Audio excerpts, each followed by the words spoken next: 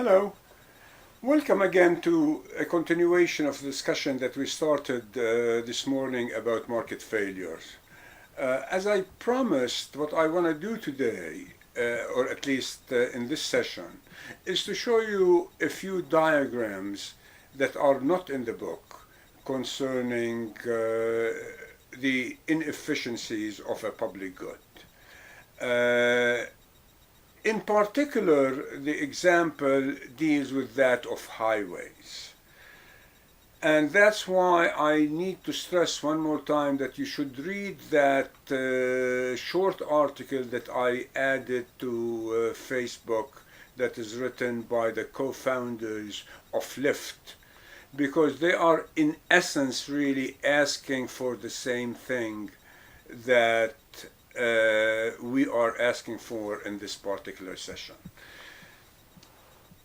What is it that we're going to be doing really is to show graphically so that people would know that it really is based on very accepted principles of economics, that in the majority of the cases we shouldn't just go ahead and expand a highway in order to deal with congestion. We are not saying that we should never expand a highway, because sometimes expansion is the only way. But what we're suggesting is that there are other things that we should do. In particular, something similar to what has become known as demand management by the electric power companies. What we have learned, both in California and in New York, amongst other states, is that a particular generating capacity of electricity does not need to be increased all the time, because we can just offer incentives for some of the major users so that they will reallocate the way that the time during which they use electricity.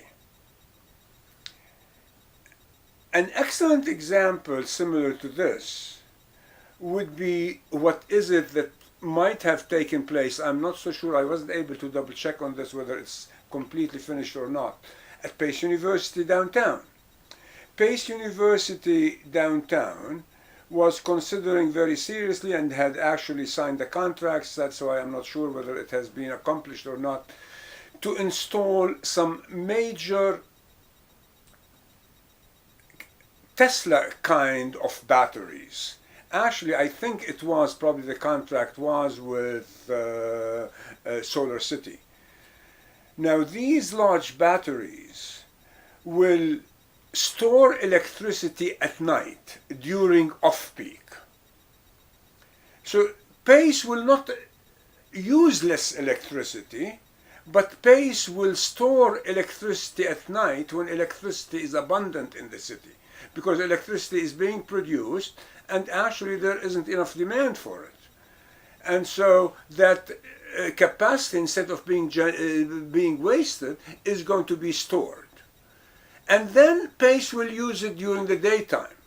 So during the daytime, which is when you run into these peak hours, Pace will not be demanding electricity or as much electricity off the grid, because it would have stored the electricity at night in order to use it during peak.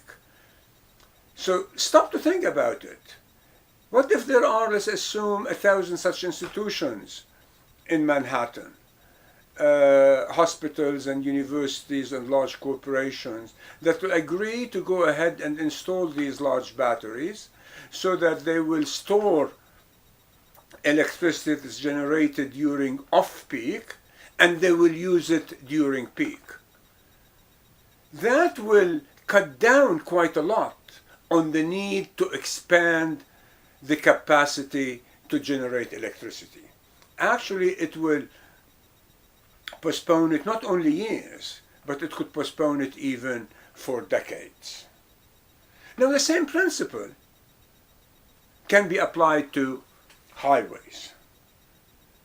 I mean, a very good example, I'm sure those of you who are on the Pleasantville campus are probably more aware of it than those that are in the city.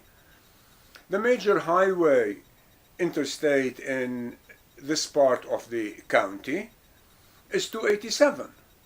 And 287, they've been working on it for probably 15 years or so. They're trying to expand it to the cost of probably billions of dollars. And they're building a new bridge, again, I think to the tune of 10 or 15 billion dollars. There are many people, including myself, who have argued over the years that we should go ahead and try demand management prior to expanding the highways. Because it has been shown over and over again that expanding highway just increases the demand for the highway during peak hours at the expense of off-peak hours. So actually all what it does, all other things being equal, is that it shifts the demand from off-peak to peak. Why? Because the cost of using the highway becomes less. That's what expansion means, really. The cost of going from A to B, instead of it being, let's assume, 15 minutes, becomes only 7 minutes. So since it becomes less expensive for you to make a particular trip, you're more likely to make more of these trips, and so on and so forth. So what we want to show in this particular case is that it is something that works, and not only that it works, what is really important is that there is behind it a very strong economic principle. Actually, expansion leads us to go ahead and operate inefficiently, at an inefficient point.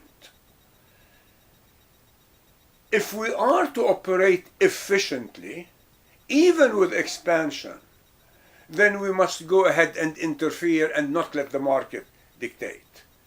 We will have to either use staggered hours, force corporations to go ahead and adopt staggered hours, or use tollways in order to move into efficiency. So as you can see, market failure is not limited only to the issue of externalities, whereby people take advantage of the fact that the market will not force them to go ahead and recognize a particular cost. But even when you have such a thing as a public good, in public goods, although the highways are not perfect public goods, but they are public goods. And another very good example, which we're going to touch upon only, will be really the example of, again, a public good, but that as a very specific one, that of open access. In open access, one more time, we're going to find out that if we don't interfere, then we will abuse, we will overuse the resources of a particular system. To give you, by the way, one other small example before I show you the diagrams about what happens, for example, if we are to use the example of externalities. One good example will be, one more time, the GE that was dumping its PCBs, the byproduct of producing PCBs, into the Hudson. It wasn't illegal. They were allowed to go ahead and dump it. But by dumping it into the Hudson, was that adding to the cost of the production? And the answer is no, because it was free. They just go ahead and dump it into the Hudson.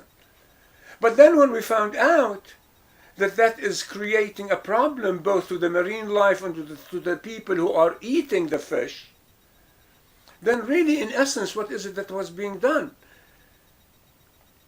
GE and all such companies were allowed to get away with murder, in essence.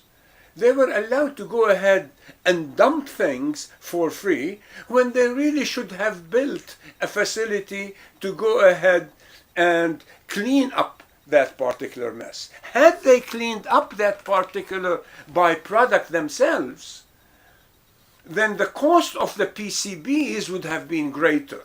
And had the cost of the PCBs been greater, then the demand for them would have been less. So one more time, notice what we have said last time, that normally whenever the externality is a cost, we will always overproduce because the price in the market would appear to be lower than what it is. While exactly the opposite is true, as we said again, if it so happens that the externality is a benefit. In that case, we will have to go ahead and apply a subsidy in order to produce more, because the market will underproduce when the externality is a benefit. Actually, all what we're saying, and again, those of you, for example, that are not that haven't studied economics might find this new, and it really isn't. All what a tax does is that it shifts the supply curve upward. That's it. That's all what it does. And the subsidy, it shifts it downward. So notice really what is it that we're saying. Let me try and show you this over here. What we're really saying in essence is this. We're saying that if you have this supply and this demand, this demand and this supply, this is right now the price and this is the quantity, then it would appear to be that this is the equilibrium, this is the efficient point. But this is the wrong supply curve. We're saying that this supply curve does not take into consideration the externalities. So really it hasn't internalized the cost of the externality. If that externality is to be internalized, then the supply curve, which is really nothing else but the cost curve, is no longer this, but it becomes this. So the efficient point should be here and not here. So once we produce here because we don't internalize the externality, it would always appear that we are producing definitely a larger quantity. Therefore, it is inefficient. So if we are to become efficient, we've got to internalize the externality, find a way of increasing the tax so that the supply curve will shift upward to this. In the case of a subsidy, it's exactly the reverse. We will be operating here when we really should be operating here. The only way that we can lower this supply curve is to give the colleges, for example, a subsidy so that they will be able to hire more people and accept more students. Now, I hope that you'll never have to come back to this particular issue again, the externality. So let us right now move on to show you the diagrams of what is it that traffic congestion is all about. Now, here's a diagram. I'm decided that it will be better than just to go ahead and try construct it. So let me see, this is already drawn rather neatly. So what we're saying is that the cost right now is going to be measured only in time. We're not going to worry about anything else except the time that it takes to make a particular trip. So to move on a particular highway, we can have this volume of traffic at this particular time constraint. Let's assume for 10 minutes we'll be able to travel, I don't know, 20 miles or whatever it is. So whether you have 1 car or 10 cars or 20 cars on the highway, each car as it enters the highway, it doesn't add anything to the trip, to the average cost of the other cars. So in this case, what we're saying really is that the marginal cost is 0. There is no additional cost for entering the highway. And in this case, the equilibrium is where the demand curve is going to cross this, because this is going to be the marginal cost. The marginal cost in this particular case, and the marginal benefit are going to intersect here, because the demand curve, as we're going to find out over and over again, we're going to utilize that very often from here on, is that the demand curve, if you haven't thought about it, is really nothing else but the benefit. It's a measure of the benefit. Why is it that you agree to pay, say, $50,000 to Pace?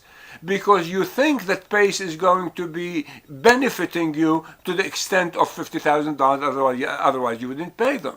And so on and so forth, whether it's a car or whether it's a sandwich or whether it's a pair of shoes or whatever it is. You agree to pay a particular price because you think that you're going to be deriving that benefit. So a measure of the benefit is really the demand curve. But then what we're saying is that you get to a particular point whereby we become peak. So all of this is off peak. At peak, the density of the cars given that particular highway is going to increase. So every additional car that gets on the highway is going to make the cost of the trip for all other cars greater. And we're going to be saying, therefore, right now, that the marginal cost is different than the average cost. But both of them are going to be increasing. Now, why are they as such? Because whenever the marginal cost is above the average cost must be increasing, by definition. For all fields, whether you're talking about costs, about revenue, about grades, about income, about anything, whenever the marginal is above the average, then the average is increasing. If the marginal is below the average, then the average must be declining. So this is dictated, by the way, by the relationship, a mathematical relationship between the average and the marginal. What I like to say right now, give me only 5 seconds to make sure that it's clear for all of you. Let's assume that we have an exam and the average grade turns out to be 70. One student was allowed to take a make-up, and that student scores an 80. So that becomes the marginal grade. What happens to the average? The average increases. So whenever the marginal is above the average increases. If that student scores 60, then it's below the average, and the average must be declining. So in this case, since as a result of congestion, every single car that enters the highway to increase the volume, then the marginal cost is going to be increasing, therefore the average cost is going to be increasing. So what happens right now if this is the demand curve during peak? You will have an intersection between the demand curve, between the average, and between the marginal. Now, as probably all of you know, or should know, efficiency is dictated as being that point where the marginal benefit and the marginal cost are equal to each other. So this is the efficient point. But since this is a highway, and the highway is a public good, then we will operate where the average cost is equal to the marginal benefit. So we will operate over here. What does that mean? Well, instead of having, say, for example, 150 cars every minute, we're going to have 150 cars. So we're going to overuse the highway. So as a result, over here, we're going to get what? Congestion. So traffic congestion, all what it implies is an overuse of the capacity during off-peak. If it so happens that we encounter this and we have 150 cars passing over here, therefore the cost is going to be so expensive, the cost is going to be 25 minutes instead of 10 minutes, what do we do? Most people then will say, oh, wait a minute, this highway therefore needs to be expanded. Well, what does an expansion mean? Look at this. This is all what an expansion means. The peak and the off-peak. What we're going to do right now is that we're going to expand the highway so that the off-peak becomes large. So instead of having, let's assume, 2 lanes, we're going to have 4 lanes. But then this is no longer your average and your marginal, because right now, more cars can get on the highway without increasing the time that's required to travel by other people that are already on the highway. This is going to become right now the average and the marginal. Now, given this demand during peak, what is it that has happened? We have moved from this point to this point. From, let's assume, 150 cars to 200 cars. So yes, expansion means that we're going to have more cars that are going to be using the highway. So expansion implies that really we are going right now to be filling the highway. We're going to be demanding more during peak. But where do these cars come from, all other things being equal? They're going to come from off-peak. So off-peak, the demand is going to shrink. So during off-peak, this highway is going to become right now less used instead of being better used. So really, expansion doesn't solve the problem. We are still operating inefficiently, by the way, right? Because an efficient solution requires that we be at the marginal. We still operate at the average, the intersection of the average and the demand curve. We are having more cars, but we are using the highway less during off-peak. Therefore, really, it isn't a better use of that particular resource. So what can we do that could be better? Well, one solution, as I said, is to go ahead and apply tolls. As you all know, this has been used quite a lot and is being used on a number of highways in the country, but it could have been used on a much larger number of highways and for very many other things. Because given this particular highway with congestion before expansion, we can shift the cars to use the highway more during off-peak. Well, how can we do that? Well, by applying a toll. Because what does a toll do? It makes it more expensive to use a highway. So if it's going to become more expensive, we're going to use it less. I'll give you a very simple example. I've often said this. I'm actually very fond of saying it. I don't drive as often to New York City any longer, but when I used to drive, or even right now, whenever I drive, I normally take the 3rd Avenue Bridge, Willis Avenue Bridge. Why? Because it's the only one without a toll. I find it very difficult to justify paying, let's assume, $7.50 or whatever the case might be, by passing the tolls. So New York City could make me stop driving to the city if they will go ahead and start collecting, let's assume, $5 or $10 or $15 or whatever the case might be for every single person who are going to use the 3rd Avenue Bridge. By making it more expensive, less of us will use it. If it can be calibrated in order to force the number of people to shift from this inefficient point to this point of efficiency. Because this is the toll. The toll will be calculated in such a way as to raise the average cost to become equal to the marginal cost. In this case, we will be using the highway efficiently. And not only that, by the way, not only during peak, but during off-peak. Notice what happened off-peak. Since less cars are using the highway during peak, it means more cars are going to be using the highway during off-peak. So the traffic, the use of the highway over the 24-hour period is going to become better. And there is no need for expansion, so we would have saved the resources from that would have been utilized in expanding it. Now, exactly the same identical thing could be achieved, again in certain circumstances, not always, through using staggered hours. What if we go and talk to all the major corporations around 287 or that highway that we're interested in, and we convince them to stagger the hours. Why should everybody come to work at 8 o'clock?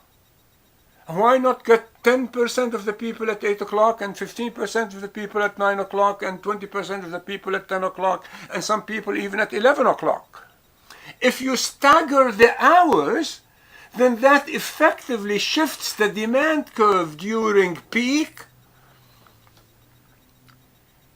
to decrease, right? It shifts it to the left. Now, if that shifts it to the left, again, you can calibrate it in such a way so that your new equilibrium will really coincide with what would have been efficient. Because this is really a fictitious shift. This is a shift that is being manipulated. This is still the demand curve, so we know that this is efficiency. I would shift this in order to get to efficiency. But by shifting this, what have I done to the demand during peak? Now, demand during peak has increased. So we're getting right now better use of the highway during peak and better use of the highway during off-peak. We have become more efficient. This can be shown in a comparative diagram. It isn't probably as well drawn as it could be, but notice this is what we're saying. This is what an expansion does. This is the original. Notice, this is the original. We have all of this traffic congestion. An expansion will narrow the congestion, while the toll and the staggered will help us spread it over time so that maybe we will be flowing, the traffic will be flowing rather smoothly almost all throughout. So what you can do, therefore, whenever you're faced with this problem of traffic congestion, the first thing is to ask yourself the question, is there anything that can be done whereby I can offer an incentive so that a large enough number of the drivers will change their habits? Instead of going to work at 8, they'll go to work at 9, and so on and so forth. So whether it's a toll or whether it's staggered hours, you can do it in order to achieve the same thing, whereby the traffic will flow very easily without having to spend any money on expanding the highway. There is that other problem, as I've said, which is the problem of an open access, that again leads to the same solution. It shows us that if we are to depend on only open access, the solution is not going to be efficient. If we want an efficient solution, we have to interfere. Now, I have decided, just to force you to think about this, not to give you the solution right now, but to have you think about it, because we've really indirectly have spoken about the solution. So let's assume that there's a bay, and you have the option of having anywhere between 1 and 10 boats. And you know, through experiments, that this will be the total quantity of fish caught. One boat will catch 50 pounds, 2 boats 90, 3 boats 120, and so on and so forth. If you look at this, and I hope that all of you can answer this, what do you notice? 50, 90, 120, 140, 150, and so on and so forth. I hope you've all come to the conclusion that this shows a very important trend in economics. It cannot be otherwise.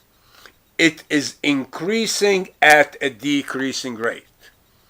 So output in economics always, in the short run, increases at a decreasing rate.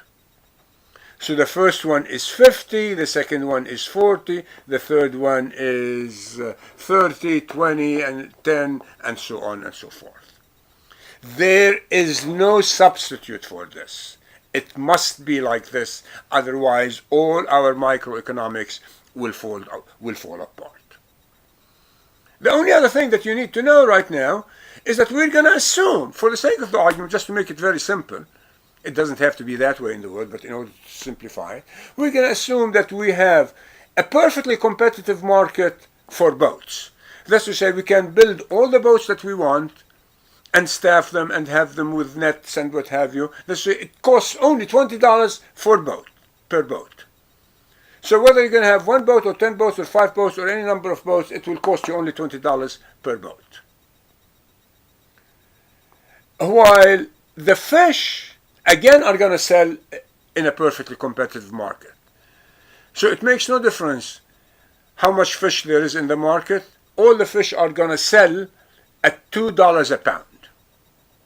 So the question is, given that you have a bay, you can have any of these numbers of boats, and this is the number of fish that they're going to catch, and you know the cost per boat and you know the price per fish. What's going to be the optimum, the most profitable number of boats?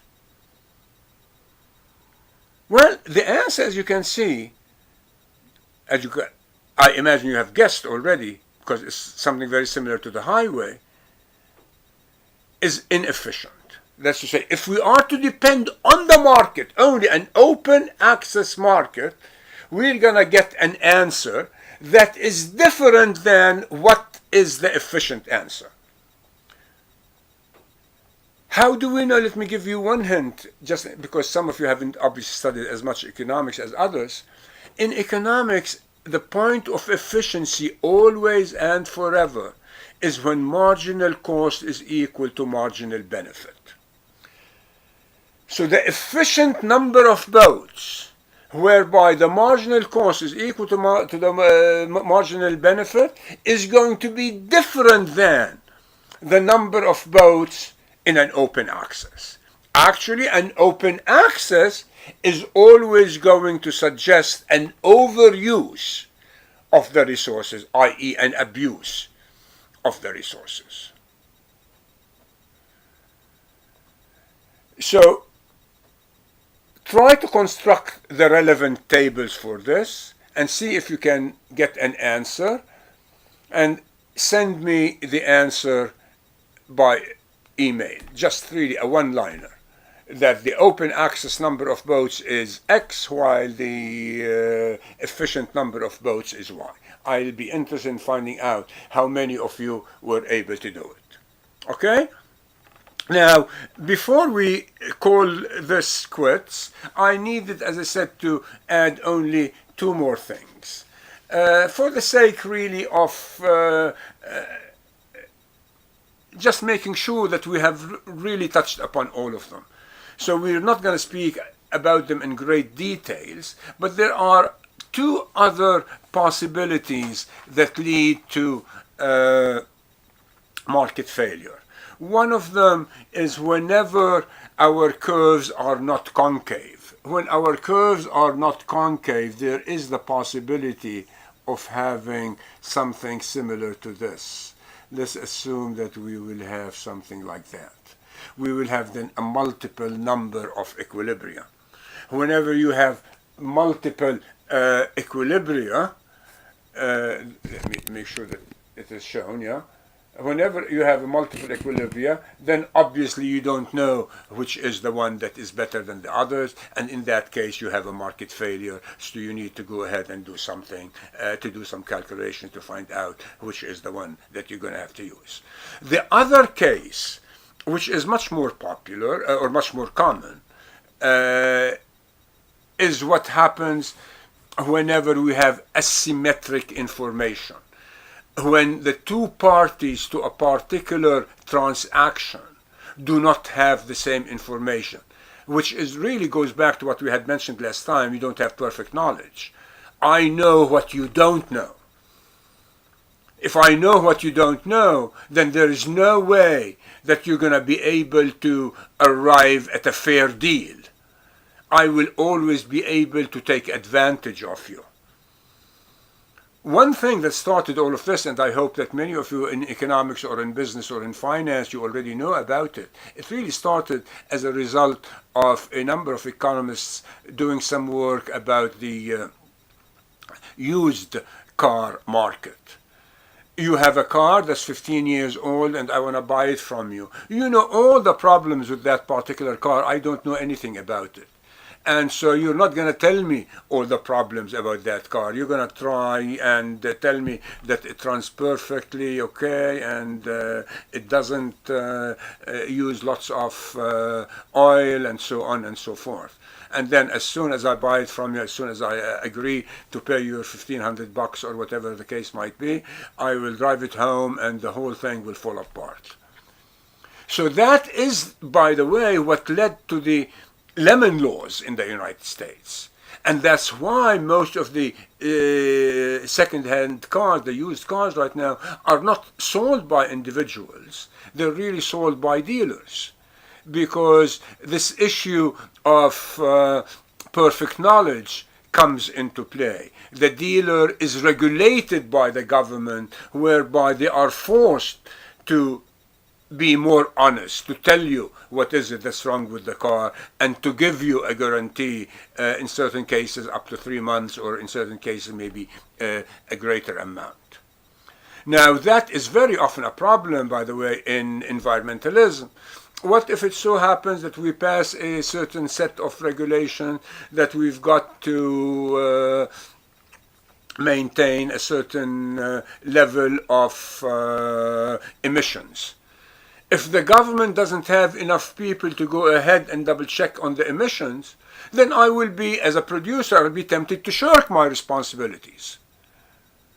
So if the two parties do not know exactly, have the same information, then one party will be able to take advantage of the other party. And this is, by the way, what is known as moral hazard. As again, I hope all of you know, whether you're economists or not, is that ever since the Great Recession, the big problem that we have been talking about is that of moral hazard. Because you have a number of people, in particular the conservatives, that objected to the government rescuing the large banks. Because they said that the large banks took the risk and created the mess only because they knew that the government was going to come to their rescue. So if there is a moral hazard, then you'll be really encouraging the guy to go ahead and take the risk. And it will be much better, therefore, not to offer that possibility of rescuing them in order to make them behave more efficiently. The other problem, besides that of moral hazard, is adverse selection. The problem of adverse selection is very simply what will happen when you have, let's assume, lumber that is produced in an eco-friendly way. Now that will be a more expensive lumber than regular lumber, because it definitely is more expensive to go ahead and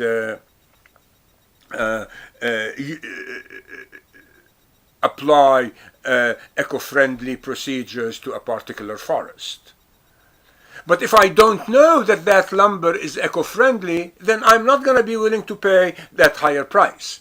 So if I don't pay that higher price, then the people who are going to be selling the eco-friendly lumber are going to really go out of business. So in this particular case, when both parties do not have the same information, you will always wind up with an inefficient solution. How do we overcome this in this particular case? Well, we create, all of these organizations that try to advertise fair trade coffee and eco-lumber production and what have you, so that the consumers would know what the producers do at the same time. And that way I will then have full information, and then I will have to decide whether it's worth it for me to buy something of a better quality and pay an additional 20% or 15% or whatever the case might be. But without knowing that, then the markets will fail, and there will be a need for me to go ahead and interfere. Notice one more thing, and I'll leave you with this. All kinds of market failure require government intervention, which is one thing that mainstream economics, the traditional circular flow, doesn't really believe in. Because if you still recall, Smithian economics rests on the assumption that you don't need government. Government is a necessary evil, and we need government only in order to maintain a police force and to maintain an army. Had it not been for that, then Smith and the conservatives don't need a government. And that's precisely, as we might have said before, why is it that philosophically the conservatives, the Republicans, the Trumpism right now in the world really believes in a smaller and smaller role by the government. They wouldn't mind doing away with certain government departments and what have you.